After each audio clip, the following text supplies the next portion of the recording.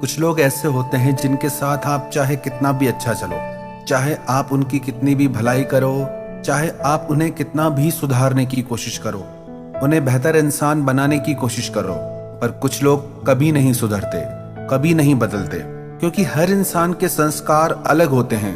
अपने संस्कारों को बदलना बहुत मुश्किल होता है। इंसान के संस्कार सारा जीवन उसके साथ रहते हैं। जिस इंसान में अच्छाई के, भलाई के संस्कार हैं, वो हमेशा सबकी भलाई करता है। चाहे उसके साथ लोगों ने कितना भी गलत किया हो, कितना भी बुरा किया हो, पर वो दूसरों के साथ बुरा कर ही नहीं पाएगा।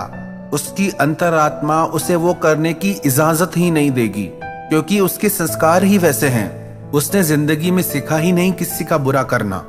एक राजा के पास एक सुंदर घोड़ी थी।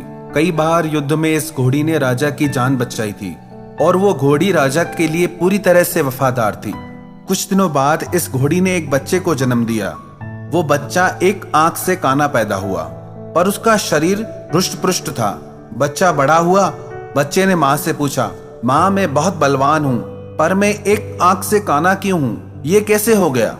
इस पर घोड़ी बोली, बेटा जब मैं गर्भवती थी तू मेरे पेट में था, तब राजा ने मेरे ऊपर सवारी करते समय मुझे एक कोड़ा मार दिया था, जिसके कारण तू एक आंख से काना हो गया।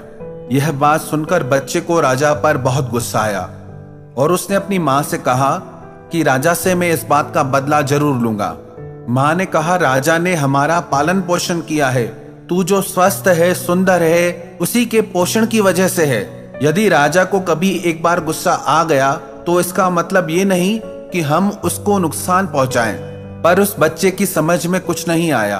उसने मन ही मन राजा से बदला लेने की सोच ली और एक दिन ये मौका उस घोड़े को मिल गया। राजा उसे युद्ध पे ले गया। युद्ध लड़ते लड़ते राजा एक जगह घायल हो गया। घोड़ा उसे तुरंत उठाकर वापस महल में ले आया। इस पर घोड़े को बड़ा ताज्जुब हुआ और उसने अपनी माँ से पूछा, माँ आज राजा से बदला लेने का बहुत अच्छा मौका था, पर युद्ध के मैदान में बदला लेने का ख्याल ही नहीं आया, मन ने गवाही ही नहीं दी। इस पर उसकी माँ हंसकर बोली, बेटा तेरे खून में और तेरे संस्कार में धोखा है ही नहीं। तू किसी को जानबूझकर धोखा दे ही नहीं सकता। तुझसे नमक हरामी हो ही नहीं सकती, क्योंकि तेरी माँ वफादार है और इसीलिए तेरे अंश में भी वफादारी है।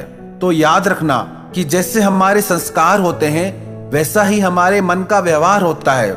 हमारे पारिवारिक संस्कार हमारे अवचेतन मन में गहरे बैठ जाते हैं। माता पिता जिस संस्कार के होते हैं, उनके बच्चे भी उन्हीं संस्कारों को लेकर पैदा होते हैं और फिर हमारे कर्म ही हमारे संस्कार बनते हैं और फिर हमारे कर्म ही हमारे संस्कारों को और मजबूत कर देते हैं। यदि हम अपने कर्मों को सही व बेहतर दिशा दे दें तो हमारे संस्कार अच्छे बनेंगे और हमारे संस्कार अगर अच्छे बनेंगे तो हमारा प्रारब्ध भी अच्छा बनेगा, उसका फल भी अच्छा होगा।